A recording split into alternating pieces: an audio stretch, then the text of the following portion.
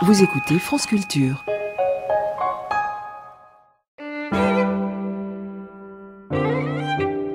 Voici maintenant une Essistaxit, c'est-à-dire une enrichissante conversation avec l'incontournable Simone C'est moi. sur les tenants et aboutissants du génie scientifique et de l'invention technique. Simone, tu n'es pas sans savoir que la lampe à incandescence inventée par Joseph Swan, puis perfectionnée par Thomas Edison, utilisait un filament en carbone. J'étais sans le savoir il y a 10 secondes. Mais maintenant je le sais, donc tout est rentré dans l'ordre.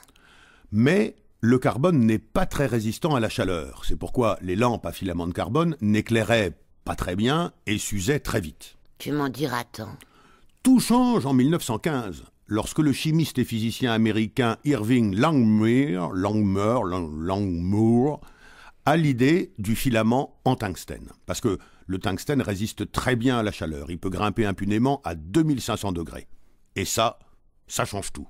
Ça change tout.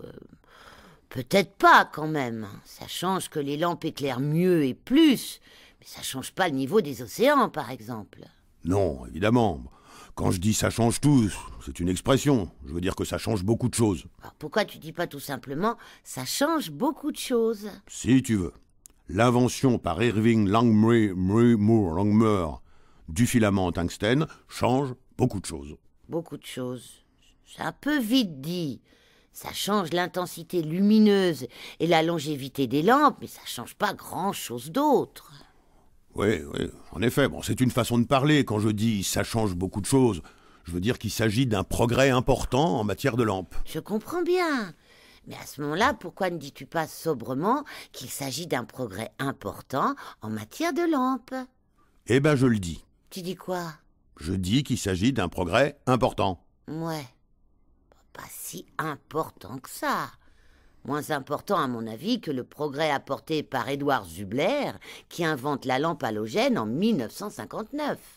Qu'est-ce qui se passe, Simone? T'as une dent contre Irving Langmuir ou quoi? Une dent, non. Mais j'estime que quand on invente quelque chose qui va servir à tout le monde, on se débrouille pour avoir un nom prononçable. Pas ça qui manque. Pour un Américain, il y a Burton, Watson, Ford, Bush, Pink et j'en passe. Mais, Simone, c'est pas dans ce sens-là que ça se passe. On a d'abord un nom et ensuite on invente, ou pas, quelque chose. Bell s'appelle Bell avant d'inventer le téléphone. Peut-être. Peut-être. Si c'est comme ça, quand on a un nom imprononçable, on s'abstient. On n'invente rien, ou alors on invente quelque chose qui sert à rien.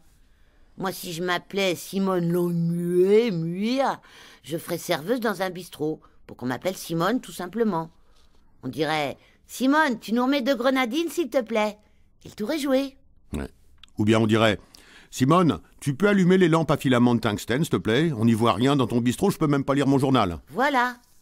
Une fois de temps en temps, un client qui m'aurait trouvé particulièrement accorte et jolie demanderait à un autre client « C'est quoi son nom de famille à Simone ?»